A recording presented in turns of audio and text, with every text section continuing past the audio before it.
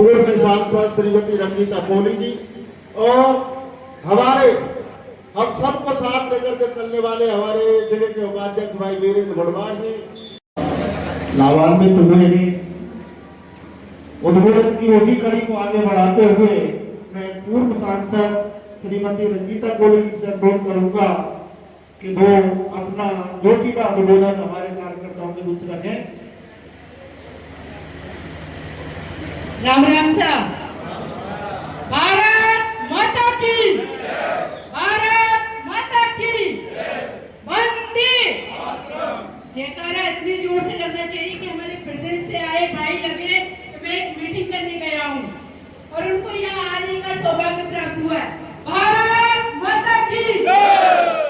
मंच पर विराजमान आप सबको एकजुट होकर माननीय नरेंद्र मोदी जी, भजनलाल शर्मा जी के झोली में वोट भरने आप सब हम सब और आप सब सौभाग्यशाली हैं कि भजनलाल शर्मा जी हमारे भरतपुर जिले के हैं और भरतपुर जिले के लिए कितना सारा बजट दे रहे हैं। आज से पहले भरतपुर की किसी ने चिंता नहीं की, लेकिन अब अगर है तो माननीय भजनलाल जी का है, क्योंकि वो यहाँ के हैं। हम सब के लिए कुछ ना कुछ, युवा वर्ग के लिए, महिला वर्ग के लिए सबको घोषणाएं हुई हैं, योजनाओं के लिए। पहले हमारी महिलाएं कितनी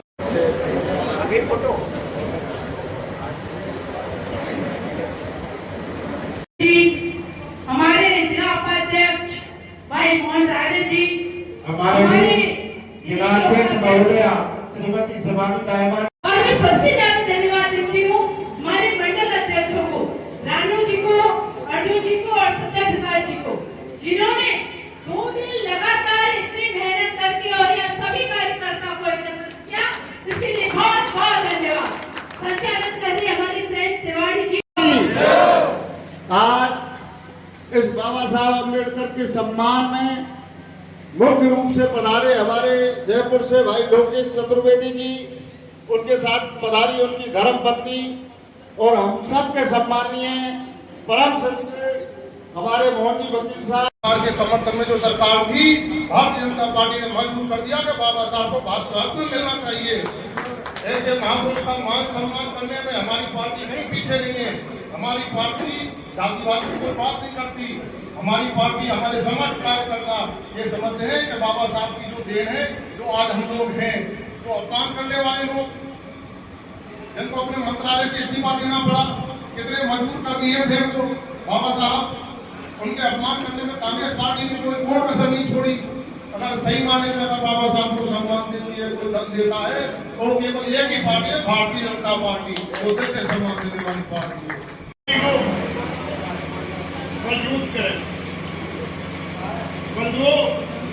आज की मीटिंग का उद्देश्य भारतीय जनता पार्टी द्वारा बाबा साहब आम्बेडकर की जन्म जयंती के उपलक्ष्य में 15 दिवसीय समानता पर्व मनाया जा रहा है। समानता यानी समाज के प्रत्येक वर्ग को एक साथ बस्तियों में जाकर भारतीय जनता पार्टी के कार्यकर्ताओं के साथ बाबा साहब आम्बेडकर के जीवन पर जो भी विचार हैं भारतीय जनता पार्टी के कार्यकर्ताओं, क्योंकि भारतीय जनता पार्टी लगातार जब से उसका निर्माण हुआ तब से बाबा साहब के बताए पद पर चल रही है।